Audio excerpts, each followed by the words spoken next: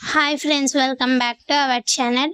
ఇదైతే మా చిన్నత్త వడిబియ్యం పార్ట్ 2 అండి. మా చిన్న అయితే ఫస్ట్ వీడియోలో వంకాయ ఆలు కర్రీ చేసింది కదా, ఈ వీడియోలో మా మమ్మీ అయితే పప్పుచారు చేస్తుంది. సాంబార్ కోసం మా పెద్దత్త అయితే మునక్కాయలు వదుస్తుంది. చూడండి పప్పుచారు ఎలా చేసుకోవాలో చూపిస్తున్నాను. ఫస్ట్ అయితే స్టవ్ ఆన్ చేసుకొని ఒక కడాయి పెట్టుకొని అందులోకి ఆయిల్ యాడ్ చేసుకోవాలి.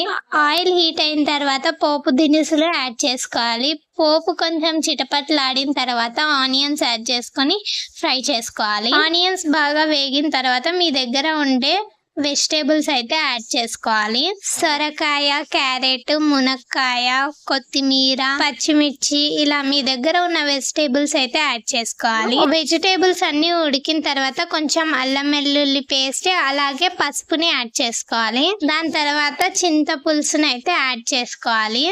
ఇక్కడైతే మా మమ్మీ 30 నుంచి 35 మందికి సరిపడా సాంబార్ అయితే ప్రిపేర్ చేస్తుంది. సైడ్ కి మా అత్త అయితే టమాటోస్ కట్ చేస్తుంది.